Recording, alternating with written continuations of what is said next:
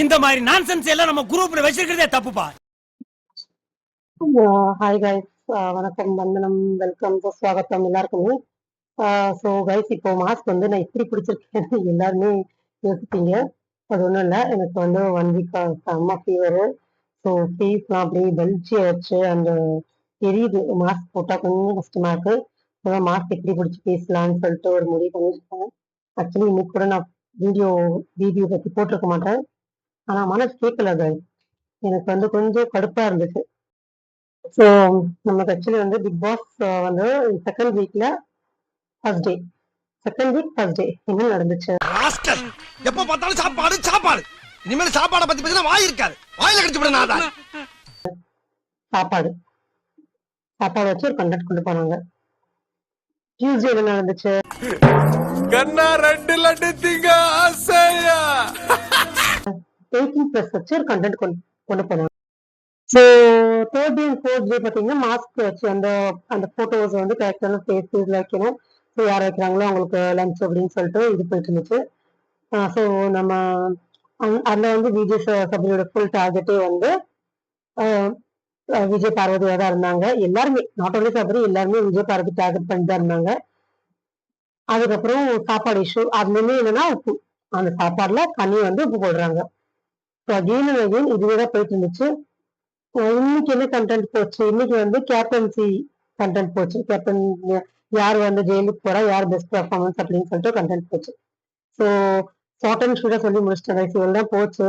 இந்த வீக் வந்து பேசுறதுக்கு எதுவுமே இல்லை, ஃபுல் 18+ கண்டென்ட்டா தான் இருக்கு.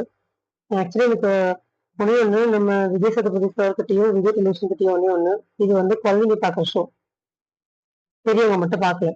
ஸோ இது வந்து விஜய் சேதுபதி வந்து கண்டிப்பா கேட்டே ஆகணும். அவங்க கேட்கறது மீன்ஸ் சொல்லணும், கேட்க கூட வேண்டாம், அவரு சொல்லணும், இதுமா இது வந்து 18+ கண்டென்ட் ஷோ இல்ல, நார்மலான ஷோ, கொஞ்சம் பார்த்து நடந்துக்கோங்கன்னு சொல்லணும்.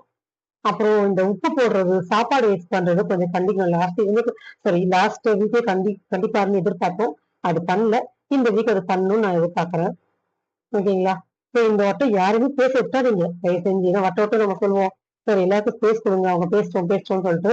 ஆனா இந்த வட்டம் தயவு செஞ்சு யாருமே பேசவே வேண்டாம். நீங்களே பேசிட்டு நீங்களே கிளம்பி போயிருங்க. இவங்க எல்லாம் பேசினாலும் இரிட்டேட்டிங்கா இருக்கு.